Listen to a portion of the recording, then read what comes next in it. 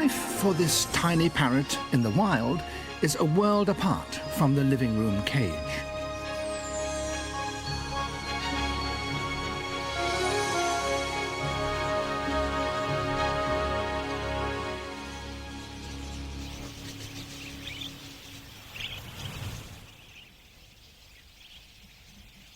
In the vast outback, budgies live in nomadic flocks, travelling for hundreds of kilometres over some of the hottest, driest deserts in the world. They can go for weeks without drinking, surviving instead on moisture from the seeds they eat, a trick which meant that the first budgies captured as pets could cope with the long ship journeys to Europe over 100 years ago.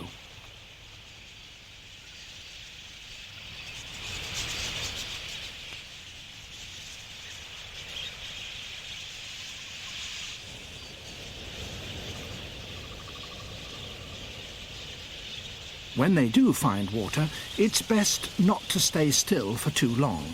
Birds of prey may be lurking nearby. So the budgies gulp and go, quenching their thirst in seconds.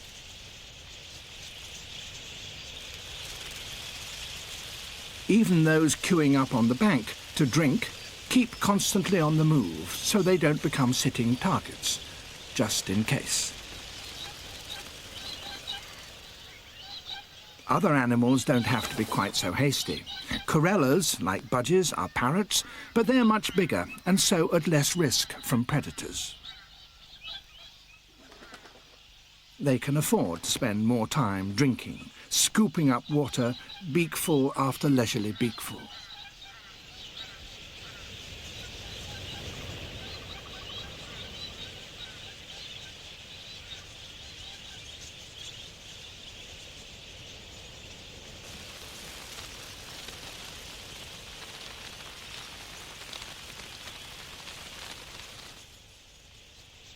Flocks of pigeons come too to drink while the coast is clear. But living in flocks does have its drawbacks. The hubbub catches the eye of a whistling kite on the lookout for a meal.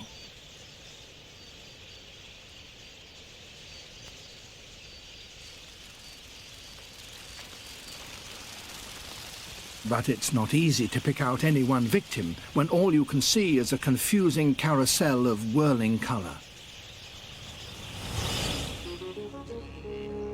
Rainfall in the outback is sporadic, so for budgies, as for a quarter of all Australia's birds, it pays to live nomadically, following the rain clouds.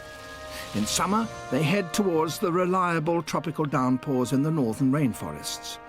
Then, as the wetlands dry up, they travel back south in time for the winter rains.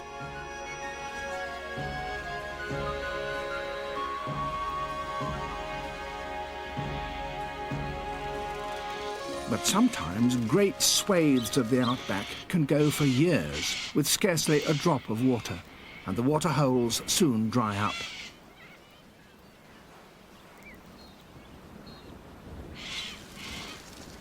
Budgie numbers can plummet dramatically during a severe drought. Those that survive cannot afford to waste their energy raising young that would surely die anyway. To cope, they stop breeding altogether and will not have any chicks until the rains return.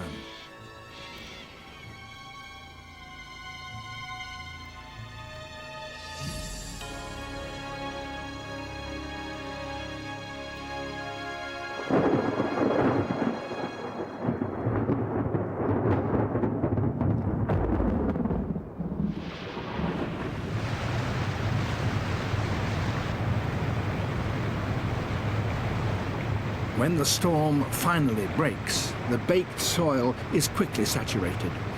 The raging torrents flow for over 1,000 kilometres, pouring eventually into vast temporary lakes. These are called ephemeral or ghost lakes because they appear out of nowhere and then disappear with scarcely a trace.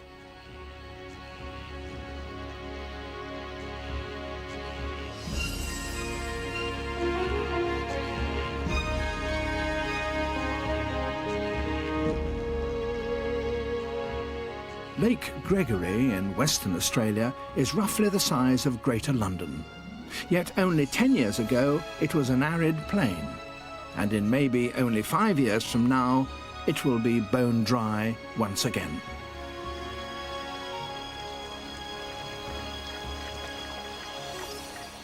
In the meantime, it's an oasis and bursting with life.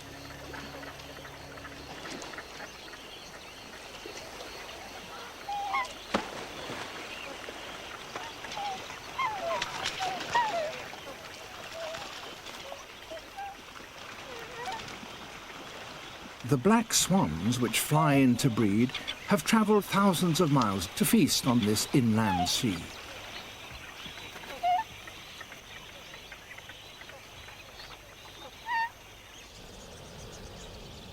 Budgerigars also head towards the water. They find their way by following the creek beds, using them as natural flight paths by which to navigate towards Lake Gregory.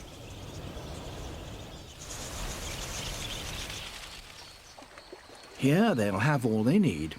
The water has triggered the growth of plants on the banks, which should provide food for some months.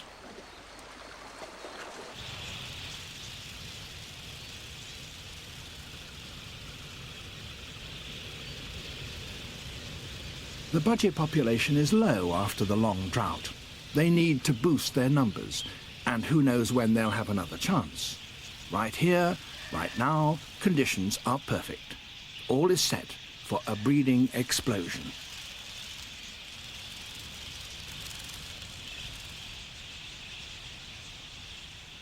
Another pet shop favourite are the zebra finches, which are especially swift to respond to the rains. Within hours of a downpour, they're already preparing to breed. Some birds are so tuned to the weather that they apparently start nesting at the mere sight of a passing rain cloud.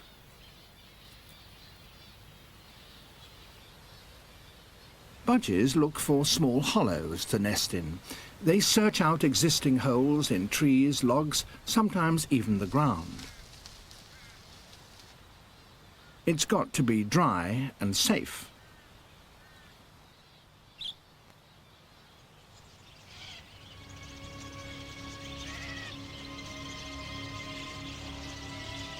And somewhere you can squeeze into quickly in an emergency. Those without shelter are more exposed to sharp-eyed predators. A hungry falcon tries its luck.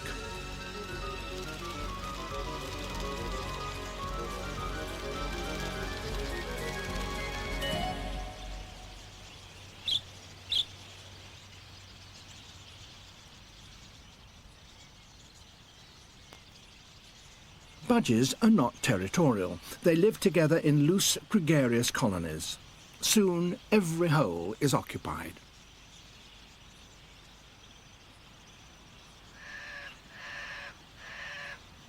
There's also competition from other birds. Cockatiels need more room.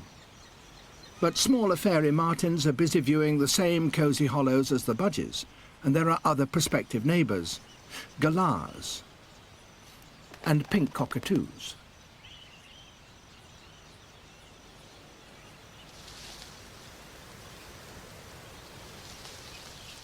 There's no time to waste. As soon as they've settled in, the budgies get down to the business of breeding. Compatible pairs will stay together throughout the breeding season, but there are a few courtship rituals to get through first. The cock proves his suitability as a mate and provider by regurgitating morsels of food to the hen. Then, after a quick bout of head bobbing, they mate.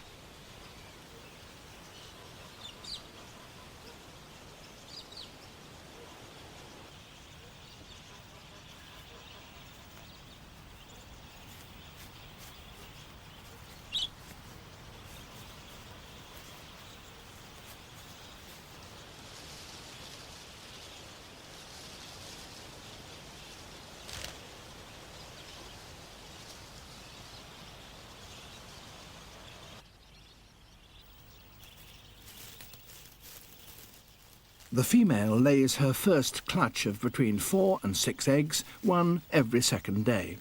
She starts incubating the first egg as soon as it's laid. The idea is to churn out as many babies as possible, as quickly as possible. Food supplies could soon dry up. 19 days later, the first chick hatches. The cocks, sticking together for safety, provide most of the food, making constant forays to find grass seed, which they gather until their crops are full.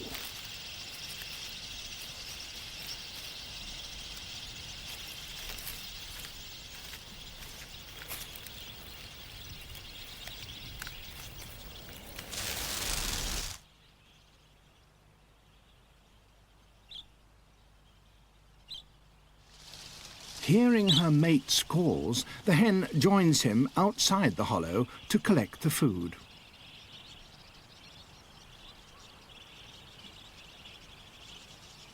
Some females prefer not to stray so far from their young. She, in turn, regurgitates food to the chicks.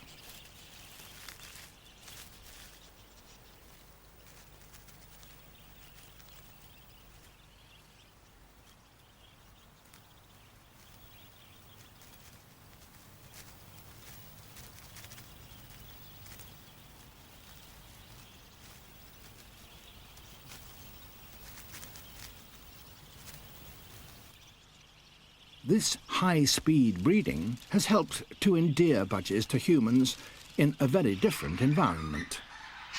The pet shop.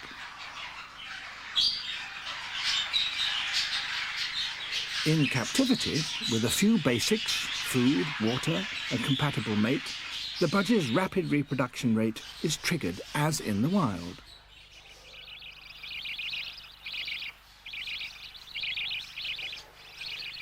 Their best selling point is their bright colours.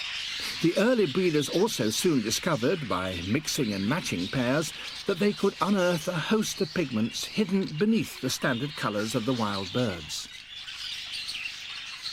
The bird on the left has typical wild colours.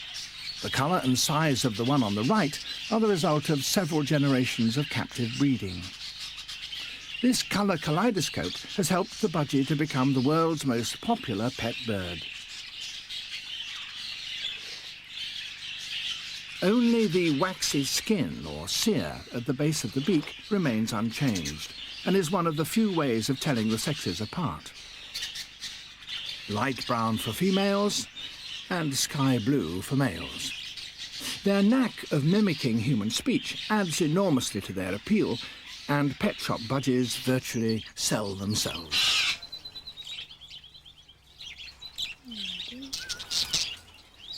Hello. There you go. But in the outback, being pretty just isn't enough.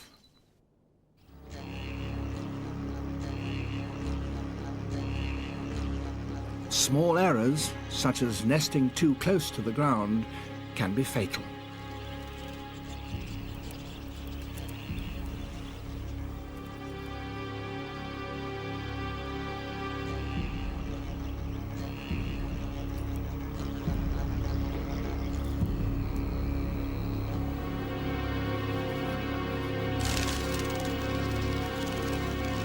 A parent may get away, but its chicks won't live to make the same mistake.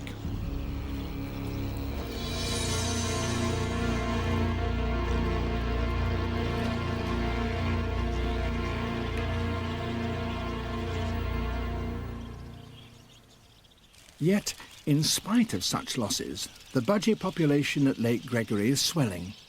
For as long as there is enough food and water, the budgies will concentrate on a frenzy of breeding, boosting their numbers while they can. The chicks are all at different stages of growth. Their parents have the extraordinary ability to feed them according to their age. The youngest get a protein-rich liquid, while the older ones are gradually weaned onto grass seed. It's getting cramped inside, and so the female spends more time outside. The boldest chicks become increasingly curious about the world outside.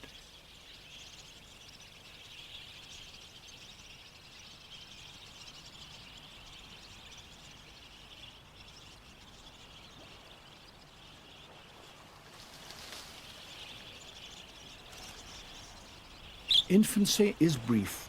These youngsters will breed themselves when they're barely 3 months old. Budgies can raise up to 3 broods in quick succession, and so their parents, having seen the back of them, will promptly set about raising another lot, then perhaps another.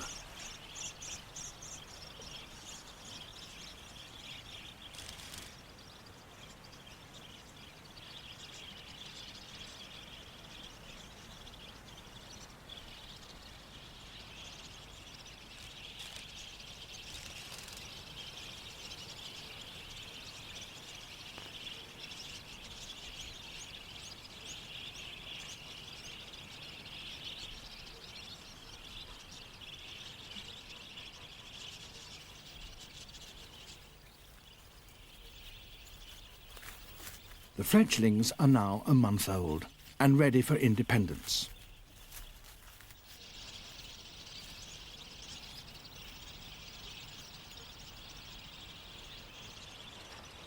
They're young, inexperienced and vulnerable. Easy pickings for an interested hawk.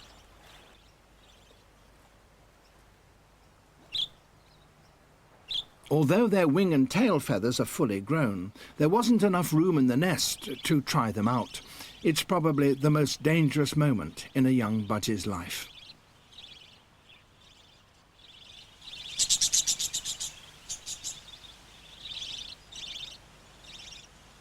Watching nearby, the parents sound the alarm, warning their youngsters to wait a little longer.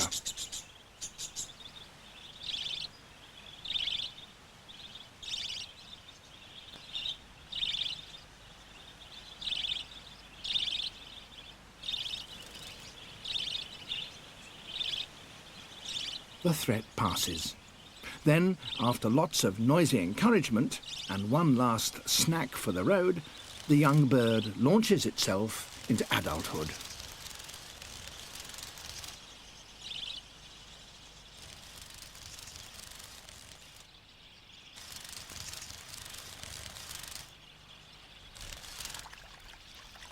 But outside the safety of the nest, predators are just one of the many dangers facing a newly fledged bird.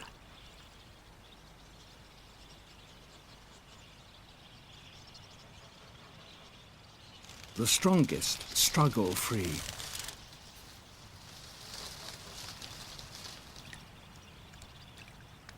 The weak perish, taking their weaknesses with them.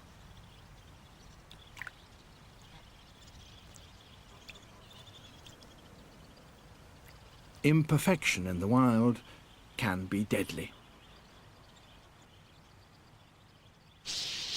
Imperfection in captive birds, however, can win their owners ribbons, glory, and enormous cash prizes.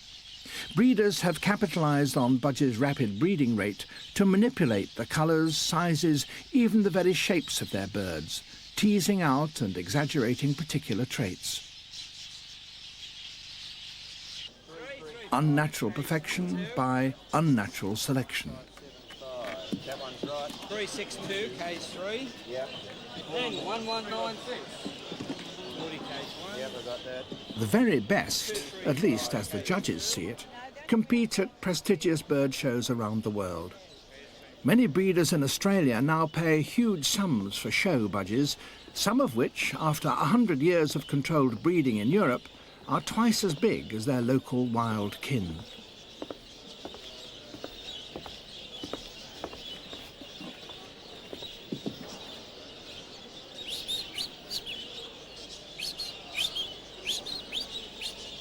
In competition, there are over a dozen different colour classes. The judges also look for fluffiness, arched backs, long tail feathers, and big heads. Characteristics which would mean certain death to a wild bird.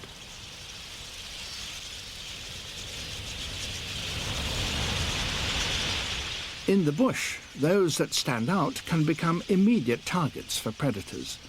At Lake Gregory, the population has reached its former strength and the grass seed is running out. It's time to move on. When wandering bands of budgerigars converge on food sources, they come together in dazzling aerial spectaculars.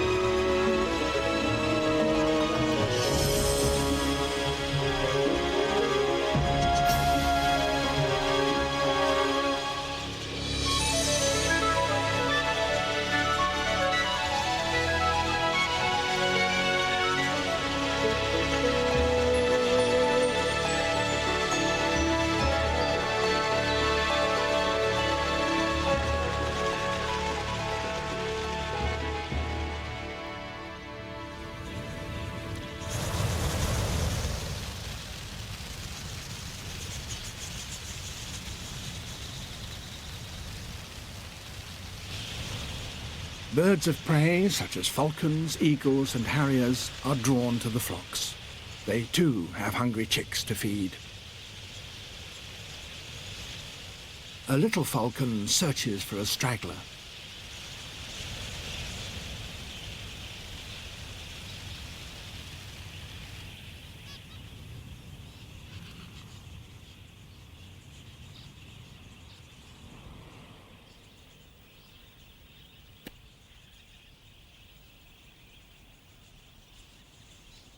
There are casualties, but even so, the flock offers excellent protection for most of the birds.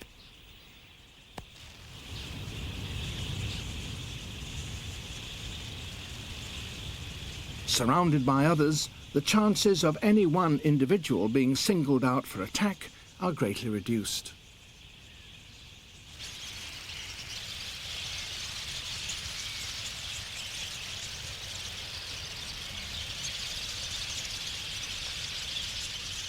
When faced with danger, budgies take to the air and pack tightly together.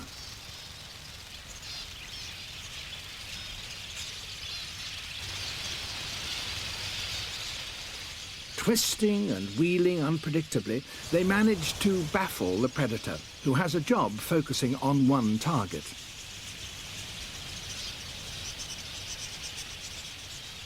Sticking with a flock also makes foraging a lot easier. Where some budgies gather to eat, chances are there will be food there for others too.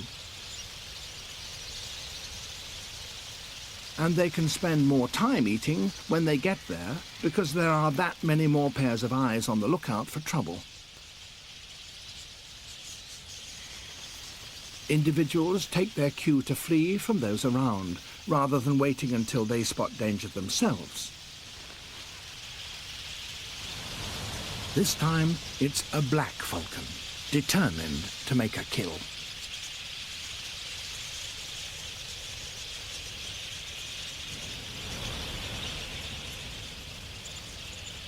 Over and over it strikes, trying to split the mob and isolate a single bird.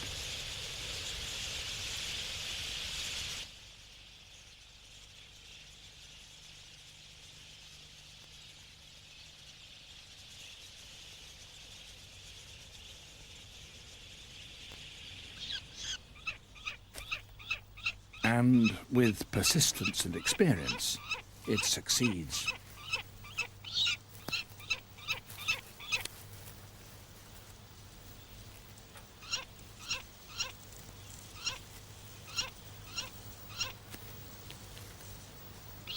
Predators only snatch a few budgerigars. The harsh Australian climate claims the most casualties.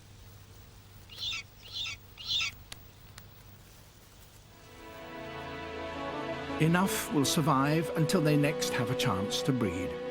In the meantime, these entrancing, hardy little parrots carry on roving across the Australian outback, chasing the rain clouds, while thousands of miles away, their rainbow-coloured relatives chatter away in bird cages around the world.